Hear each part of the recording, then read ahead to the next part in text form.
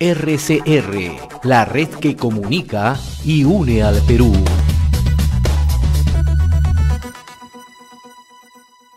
A esta hora queremos agradecerle la gentileza que tiene con RCR siempre el ingeniero Ismael Benavides Ferreiros. En su momento ha sido ministro de Economía y Finanzas y también titular del sector agricultura. Qué gusto saludarlo, ingeniero Benavides, muy amable como siempre. Muy buenos días, señor Hernández. Gracias por la invitación. En primer lugar, antes de analizar las propuestas que se están planteando en esta segunda vuelta, ¿no?, me gustaría un poco que nos ayude a analizar a la situación que hemos llegado en el país, ¿no? La inestabilidad política desde hace un buen tiempo, la crisis sanitaria, ¿no? Y a ello va acompañada la crisis económica, ¿no? ¿Cuánto está afectando esa inestabilidad al país? Bueno, indudablemente, mire, cuando yo dejé el Ministerio de Economía en el 2011, el país estaba creciendo al 7,5%. Y de ahí, por la ineptitud de los sucesivos gobiernos, la economía se empezó a desacelerar hasta llegar a 2% en el 2018. Entonces, esto ha sido, en primer lugar, la falta de claridad de los gobiernos de que lo que tenían que hacer es promover la inversión y el desarrollo para seguir mejorando los ingresos de la gente y reduciendo la pobreza. Y también el embarcarse en proyectos elefantiásicos como la refinería de Tandara, el gasoducto del sur, y diversas otras cosas que realmente no trajeron ningún rédito a la población, cuando lo que tenía que haberse hecho es invertir en los más pobres, infraestructura, caminos rurales, electrificación rural, agua y saneamiento, y todo lo que va con mejorar los niveles de vida de la población. Entonces, hoy día estamos en una situación con un gobierno transitorio que no hace mucho para reactivar la economía, en medio de una pandemia que es el telón de fondo de todo esto, porque si hubiéramos tenido vacunas como las ha tenido Chile, la economía se habría reactivado muchísimo más rápido, porque eso, cuando se vacuna a la población, eso permite que la gente salga a trabajar, que se abran restaurantes, que se abran pequeños negocios, que hoy día en el Perú están cerrados. Entonces aquí ha habido un mal manejo de la pandemia y, por supuesto, acompañado de un mal manejo de la economía, tanto por el señor Vizcarra como el señor Sagasti. Y esto es fácilmente arreglable. Necesitamos vacunas, necesitamos concentrar esfuerzos en controlar la pandemia y tomar las medidas para que se reabra la economía y se integre al mundo que está creciendo hoy aceleradamente. Estados Unidos va a tener este año un crecimiento nominal de 10,5%. Esto no se ha visto en décadas. Y el Perú, ¿dónde está? Al margen, ¿no? Entonces, lo que tenemos que hacer como un país pequeño en el mundo es engancharnos al desarrollo de los grandes países, de Estados Unidos, Europa, China, y esto nos va a sacar adelante muy rápido. El Perú tiene reservas en el Banco Central, tiene un déficit más o menos controlado, tiene grado de inversión para conseguir financiamiento. O sea, hay muchas cosas que, por ejemplo, en la crisis del año 88, 90, el Perú no tenía. La misma crisis que se presentó por la crisis asiática en 98, 99, el Perú no tenía esa situación. Entonces, podemos salir adelante muy rápidamente con un gobierno adecuado. Ahora, ingeniero Benavides, antes de entrar ya al análisis de las propuestas de los dos candidatos, me gustaría un poco echarle una mirada a lo que usted lo ha planteado con suma claridad, ¿no? Éramos un país que crecía de una manera sostenida, ¿no? Tenía además una fuerte captación de inversiones y además proyectos en curso, ¿no? Todo eso se ha detenido, en honor a la verdad, ¿no? Pero también tenemos un gran factor que ha sido seguramente determinante en el proceso electoral en primera vuelta, ¿no? Hay un descontento popular y además hay una brecha social que no se ha logrado revertir, ¿no? Entonces, este es un factor que de una u otra manera al gobierno que ingrese, si es que no aborda este tema, vamos a seguir justamente con estas grietas, no solamente sociales, sino de protestas, ¿no? Totalmente de acuerdo, y yo entiendo a la gente que está frustrada, que está dolida porque se le han muerto familiares o porque está permanentemente preocupada que no vaya a pesar el COVID, y por supuesto la situación económica que afecta a tantos millones de personas. Hoy día tenemos 3 millones más de desempleados de lo que había antes de la pandemia. Pero eso no justifica que voten por una opción marxista, chavista, que tenga ideas trasnochadas, que hemos visto los resultados en Venezuela y en otros países. Entonces, yo sí creo que hay que tener fe que una persona como, en mi opinión personal, Keiko Fujimori, que viene de un enfoque a la economía más bien dirigido a los pobres, como hizo su padre, yo creo que tiene los elementos como para reactivar la economía y tener un fuerte impulso de confianza que ayudaría a reactivar la economía. La otra propuesta es estatizar, que es inflar el gasto público innecesariamente. Ya sabemos lo que nos trae, ya lo vivimos con Velasco. A mí me parece una locura estatizar algo que ya tenemos en el Perú. ¿Para qué vamos a gastar dinero en pagarle al gas de camisea, Club Petrol, o a una minera por sus activos? Porque de todas maneras no los van a cobrar. Cuando ese dinero se puede gastar en ayudar a la población a mejorar su nivel de vida y tener mejores oportunidades. No, a mí me parece totalmente descabellado las propuestas que vienen del otro lado, ¿no? Ahora, hay otras propuestas que se han planteado. En el caso de Keiko Fujimori, por ejemplo, ¿no? Ha propuesto otorgar el 40% del canon directamente a las poblaciones de la zona, ¿no? ¿Ello es viable? ¿Ello se puede aplicar sin generar confrontaciones o generar una sobreexpectativa? Bueno, expectativas siempre van a haber, ¿no? Y en la minería, como en todo commodity que tiene un mercado mundial, pues hay altas y bajas, habrán años de mayores utilidades, menores utilidades, pero el hecho es que hoy día hay un mal gasto del canon de una manera desmedida, y eso se ve en la corrupción y en todos los gobernadores regionales que están presos.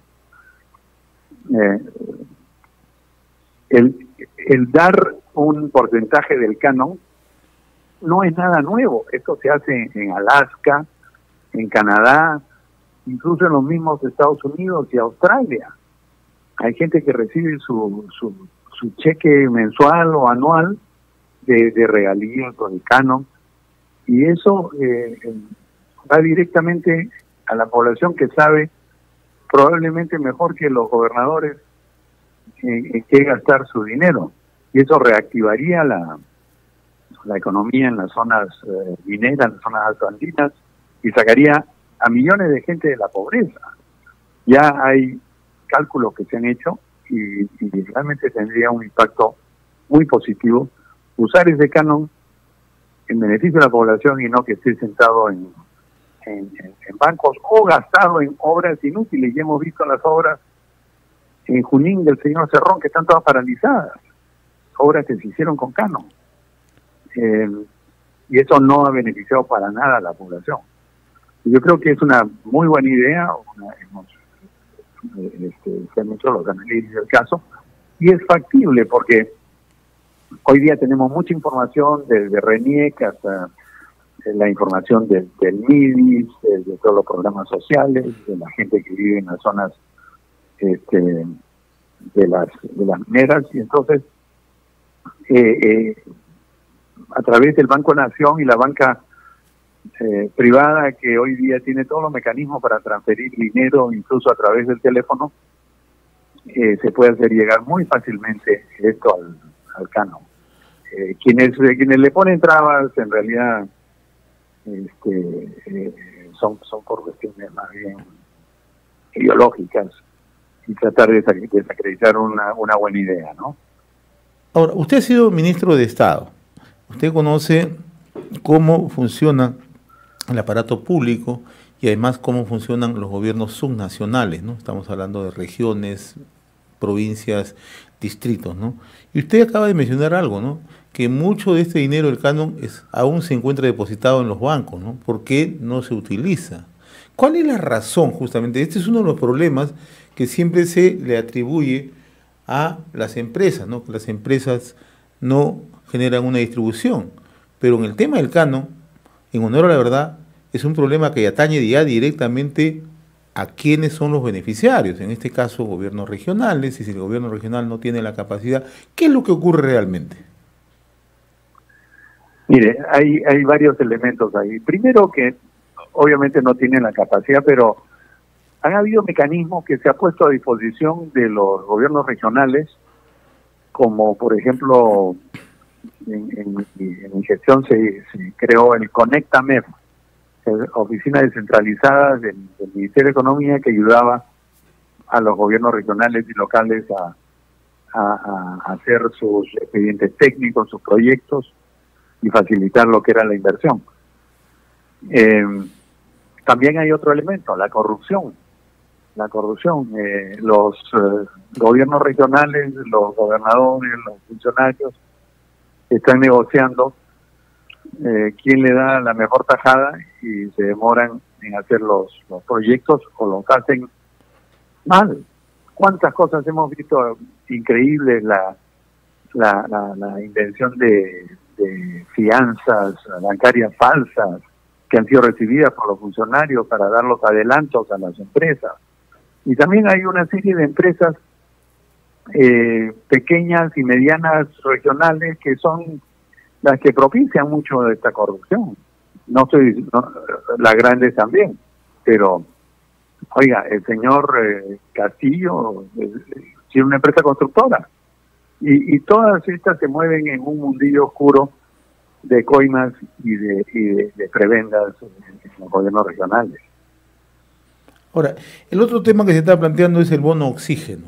¿Esto es posible manejarlo desde la perspectiva de favorecer, beneficiar a, no sabemos qué número de peruanos? ¿Se puede manejar este planteamiento que está perfilando Keiko Fujimori? Mire, esto es perfectamente viable porque es un pago por una sola vez. O sea, es un resarcimiento del Estado a la gente que ha perdido sus seres queridos por falta de oxígeno, por falta de atención, por falta de vacuna. Y yo creo que es justo y es dable, y es por una sola vez. O sea, no es un tema de que ya se queda como un gasto permanente en el Estado. Entonces, yo creo que es fácilmente ejecutable y el Estado tiene los recursos como para hacerlo, ¿no? Ahora, otro aspecto también que se ha conocido ya en esta segunda vuelta, ¿no?, es que Pedro Castillo intenta morigerar su discurso, ¿no? Y una de las maneras es esta reciente incorporación de Verónica Mendoza, ¿no?, y que incluso va a acompañar con un equipo técnico. Se lo pregunto en términos un poco de lo que significa ya las relaciones comerciales en el país, el tema de las inversiones, ¿no? Todas estas idas y vueltas que ha ido mostrando el candidato Pedro Castillo generan un nivel de confianza en el inversionista por más que pueda morigerar su discurso. Mire, los discursos son fácilmente morigerables y hemos visto a Hugo Chávez cómo morigeraba su discurso y después dónde terminó.